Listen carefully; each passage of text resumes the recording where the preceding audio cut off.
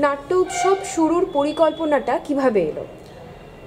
সমতটের তো একটা নাট্য উৎসব নয়, সমতটের আসলে অনেকগুলো নাট্য উৎসব।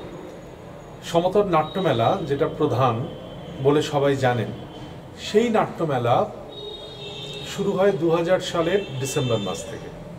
তার আগে আমাদের কিন্তু ছোটদের নাট্য উৎসব হয়ে গেছে, শিশু, কিশোর এবং যুবদের নিয়ে। সমতটের যে নাট্য কর্মশালা, সেই নাট্য কর্মশালার শেষে সমতটের প্রথম যে নাটক, সেই নাটক যখন মঞ্চস্থ হচ্ছে তখন অতিথি হয়ে এসেছিলেন বিভাস চক্রবর্তী এবং মেঘনাদ ভট্টাচার্য। তারা প্রস্তাব দেন ওই হল ভর্তি মানুষ দেখে যে ছোটদের নাটকে যদি এত দর্শক আসেন তাহলে তোমরা কি বড়দের নাট্যমেলা করবে? আমরা বললাম হ্যাঁ করব, আমরা খাটাখাটনি করতে পারি, জোগাড় যন্ত্র করতে পারি, কিন্তু আমাদের আর্থিক সামর্থ্য কম। তখন ওরা প্রস্তাব দেন যে বঙ্গ নাট্য সংহতির দুস্থ এবং অসুস্থ নাট্যকর্মীদের জন্য ওরা একটা বেনিভোলেন্ট ফান্ড করেছেন। তার সাহায্যার্থে যদি আমরা নাট্যমেলা করি তাহলে যা টিকিট বিক্রি হবে সেই টিকিট বিক্রির 50% নেবে নাট্যদল, আর 50%, 25% দিতে হবে বঙ্গ নাট্য সংহতির কল্যাণ তহবিলে, আর 25% আমরা খরচের জন্য রাখতে পারব। এইভাবে 2000 সালে বঙ্গ নাট্য সংহতির সহযোগিতায় এবং উত্তরপাড়া কোট্টগ্রাম পৌরসভা যখন এগিয়ে এলেন তাদের হলটার ভাড়া অনেক কম করে দিয়ে, এইভাবে শুরু হলো সমতটের নাট্যমেলা। সেই থেকে 18 বছর চলছে। 18 বছরের যাত্রাপথে কি কি বাধার সম্মুখীন হয়েছেন? থিয়েটারের তো বাধা থাকেই। থিয়েটার তো সিনেমার মতো এত মানুষের কাছে যে মানুষ লাইন করে নাটক দেখতে যান এমনটা নয়। আবার ভালো নাটকের কদরও আছে। প্রথম সমস্যা হচ্ছে দর্শকের কাছে পৌঁছানো। দর্শকের কাছে কিভাবে আমরা পৌঁছবো? বিজ্ঞাপন, হোর্ডিং, ব্যানার, তাও তো সেই সামর্থ্য আমাদের কম। ফলে মানুষের কাছে পৌঁছানোর অসুবিধাটাই প্রধান অসুবিধা। এছাড়া যেটা আছে সেটা হচ্ছে আর্থিক অসুবিধা। আর্থিক অসুবিধা বলতে, যখন নাট্য সংহতির সঙ্গে কাজটা শুরু হলো তখন বঙ্গনাট্য সংহতির যারা সদস্য তারা তো এই শর্তে এগিয়ে এলেন, কিন্তু যত দিন যেতে থাকলো, যত গ্রুপ থিয়েটার থেকে প্রফেশনাল থিয়েটার তৈরি হতে আরম্ভ করলো, এবং এখন যেটা কোম্পানির থিয়েটার অনেকে বলছেন, অনেকে নানাবিধ নাম দিচ্ছেন, যেখানে শুধু নিজের নাটকের দলের লোকেরাই অভিনয় করেন না, সেখানে অন্য দলের যারা কৃতি এবং গুণী শিল্পী, যারা মূলত একটু বেশি পরিচিত থিয়েটার ছাড়াও সিনেমার মাধ্যমে বা সিরিয়ালের মাধ্যমে, তারা এখন অভিনয় করছেন। ফলে আগের যে গ্রুপ থিয়েটারের শর্ত ছিল আর এখন যে শর্ত সেটা অনেক পাল্টে গেছে। ফলে নাটকের দলকে যেমন বেশি টাকা দিতে হচ্ছে, টেকনিশিয়ানদের যেমন অনেক বেশি টাকা দিতে হচ্ছে, তেমনি সব কিছুরই খরচ বেড়েছে। সেই অনুযায়ী মানুষ বেশি টাকা দিয়ে টিকিট সংগ্রহ করতে এখনো পর্যন্ত সম্মত হচ্ছেন না। একটি ছেলে বা মেয়ে সে তার বন্ধু বা বান্ধবীর জন্য যে টাকার কার্ড কেনে সেই টাকা খরচ করে সে এখনো নাটকের টিকিট কিনতে রাজি নয়।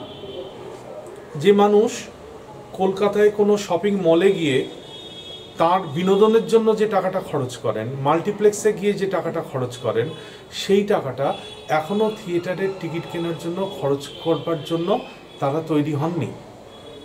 এবং পাশাপাশি থিয়েটারের দলগুলোকে যদি বাঁচানো না যায়, থিয়েটারের মানুষজনের হাতে যদি সত্যি সত্যি কিছুটা আর্থিক সুবিধা না তুলে দেওয়া যায়, তাহলে তারাই বা থিয়েটারটা করবেন কি করে?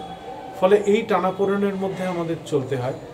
এখানে আমাদের পাশে এসে দাঁড়াতে পারেন অনেক মানুষ, যে মানুষরা প্রতিনিয়ত থিয়েটার দেখেন, যে মানুষ রবীন্দ্রসঙ্গীত শোনেন, যে মানুষ নৃত্যশিল্পের অ্যাপ্রিসিয়েট করতে পারেন, যে মানুষ সাহিত্য অনুরাগী, যারা কবিতা ভালোবাসেন, তারাই সেই মানুষরাই যদি থিয়েটারের আরও বেশি বেশি করে দর্শক হন, তাহলে কোথাও একটা থিয়েটারের এই অসুবিধাগুলো কাটিয়ে আমরা একটা জায়গায় পৌঁছতে পারি। দর্শক যেটা নিয়ে এতক্ষণ বললেন, দর্শকের সহযোগিতা আগে কতটা পেতেন, এখন কতটা পাচ্ছেন? দর্শকের ধরা যাক 100টা লোক সমতট নাট্যমেলায় নাটক দেখতে আসছে, তার মধ্যে আমার ধারণা আনুমানিক 50 থেকে 60 জন আসেন শুধুমাত্র ভালো নাটক দেখতে, আর বাকি 20 থেকে 30% মানুষ আসেন যারা এই বিখ্যাত মানুষদের, যেমন সৌমিত্র চট্টোপাধ্যায়, যেমন দেবশঙ্কর হালদার, যেমন কৌশিক সেন, ব্রাত্য বসু, গৌতম হালদার, সব্যসাচী চক্রবর্তী, এই রকম যারা পপুলার আর্টিস্ট, তাদের অভিনয় দেখতে বাকি মানুষরা আসেন।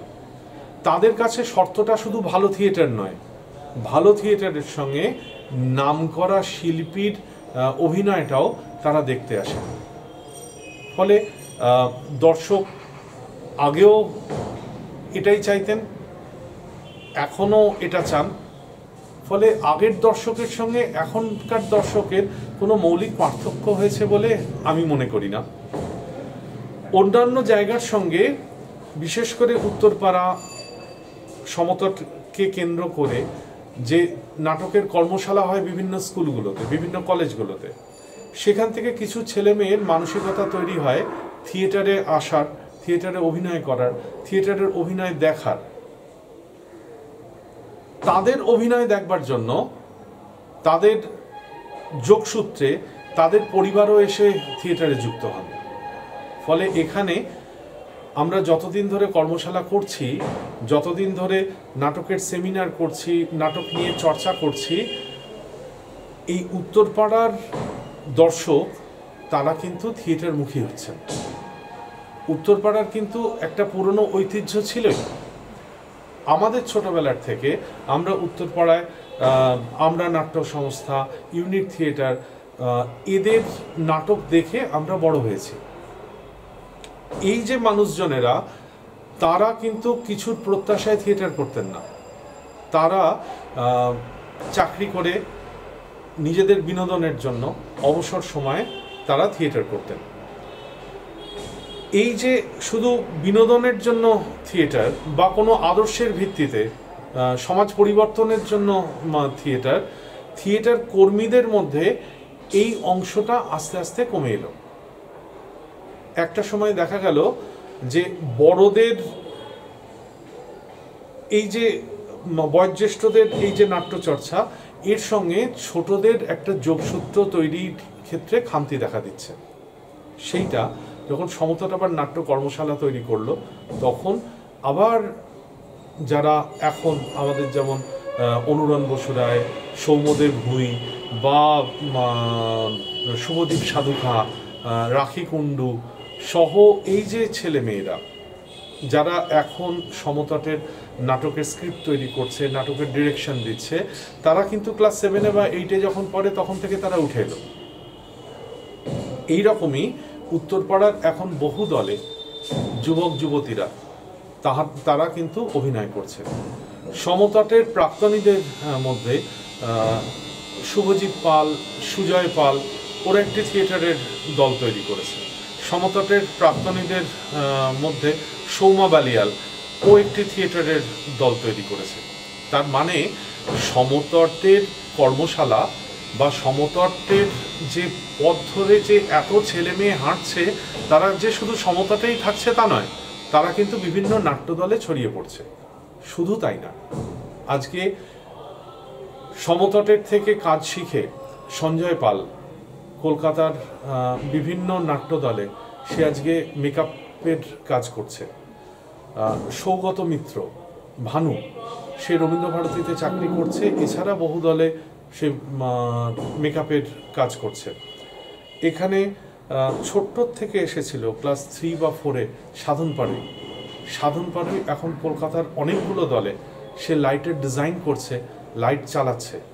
সমর, সে লাইটের বোর্ড অপারেট করছে।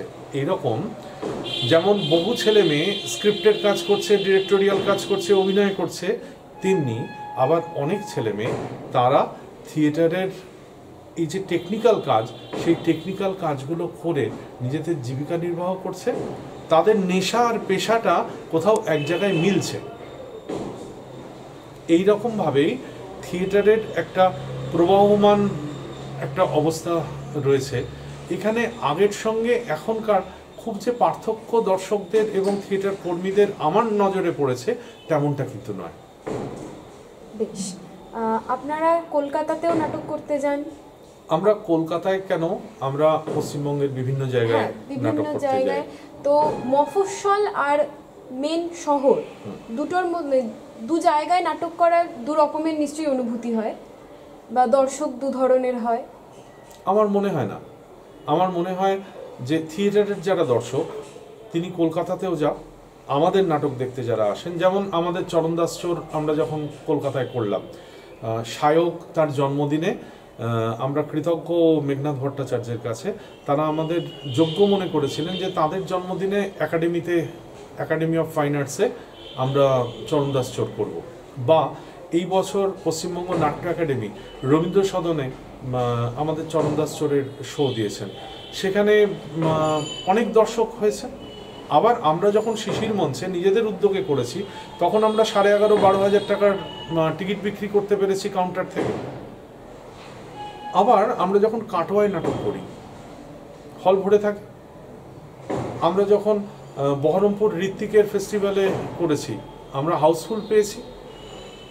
আমরা বিভিন্ন জায়গায় যখন নাটক করি তখন যে মানুষ নাটক ভালোবেসে আসেন, নাটকের দর্শক, নাটক নিয়ে যারা চর্চা করেন, আমাদের নাটকে তো কোনো স্টার নেই, ফলে কলকাতার নাটকের যারা স্টার দেখতে আসেন তাদের হয়তো মফস্বলে গিয়ে কিছু তফাৎ হতে পারে, কলকাতায় কিছু তফাৎ হতে পারে, কিন্তু আমাদের দর্শক কলকাতাতেও যা মফস্বলেও তাই। আমার মনে হয় না দর্শকের মধ্যে মৌলিক কোনো পার্থক্য আছে। তবে কলকাতায় করার থেকে মফস্বলে করলে সেখানে ভিড় অনেক বেশি হয়, দর্শক অনেক বেশি আসে, আমরা আনন্দ অনেক বেশি পাই। আচ্ছা, মিডিয়ার তরফ থেকে নাট্যকর্মীরা কি ধরনের সাহায্য প্রার্থনা করেন? মিডিয়ার নিজস্ব একটা দায় আছে। মিডিয়ার দায় হচ্ছে যে শুধুমাত্র নেগেটিভ নিউজ মিডিয়া সারাক্ষণ দিয়ে আসেন। আমি যখন একটা কোনো সংবাদ দেখতে বসি বা কোনো নিউজ চ্যানেল খুলি, আমার এক এক সময় খুব মন খারাপ হয়ে যায় যে আমাদের চারপাশে শুধু কি খুন, ধর্ষণ, ডাকাতি, চুরি এই নিয়ে, অথবা অ্যাক্সিডেন্ট, অথবা ডেঙ্গু, অথবা সারাক্ষণ মানুষের মৃত্যু, মানুষের সঙ্গে সংঘর্ষ, সংঘাত, এটা নিয়ে ভীষণ মন খারাপ হয়ে যায়। কিন্তু আশেপাশে অনেক ভালো খবর আছে, অনেক বাঁচার সুযোগ আছে, মানুষকে আকর্ষণ করার মতো অনেক পজিটিভ নিউজ থাকে। আমার মনে হয় যে থিয়েটার, ভালো গান, ভালো কবিতা, লোকায়ত শিল্পের যারা চর্চা করেন সেই লোকশিল্পীদের কাজ, এইরকম যেগুলো নিয়ে মানুষ থাকলে মানুষ অনেক আনন্দে থাকেন, সেই ধরনের কাজ বা সেই ধরনের খবর মিডিয়ার আরও বেশি বেশি করে দেখানো উচিত। তার মধ্যে থিয়েটারের খবরও তারা যদি দেখান, থিয়েটারের মাধ্যমটা যদি ঠিক মতো না দেখানো যায় তাহলে টিভিতে বা সিনেমায় থিয়েটারটা বোঝা যায় না, কারণ থিয়েটার তো জ্যান্ত মানুষের সঙ্গে জ্যান্ত মানুষের ইন্টারাকশন। কিন্তু তাও থিয়েটারের খবর, কোথায় থিয়েটার হচ্ছে, কোথায় ভালো নাটক হচ্ছে, তার রিভিউ, তার কিছু ক্লিপিংস, এইগুলো যদি মিডিয়া জানাতে পারেন তাহলে যেমন থিয়েটার বা অন্য শিল্প মাধ্যমগুলো বেঁচে থাকতে পারে, তেমনি মানুষও সুস্থ সংস্কৃতি চর্চায় তাদের সেই যাত্রাটা একটা অভিমুখ পেতে পারে। এটাই আমার মনে হয় যে মিডিয়ার একটা সদার্থক ভূমিকা, যেখানে মিডিয়া তার ভূমিকা পালন করলেন, পাশাপাশি এই শিল্পেরও একটা সুযোগ হলো মানুষের কাছে পৌঁছানোর। এই বন্ধুত্বই আমরা মিডিয়ার কাছ থেকে আশা করি। ধন্যবাদ আপনার এতটা সময় আমাদের দেওয়ার জন্য। সমতটের আগামী দিনগুলো যাতে আরও উজ্জ্বল হয় সেই কামনা করি। ধন্যবাদ।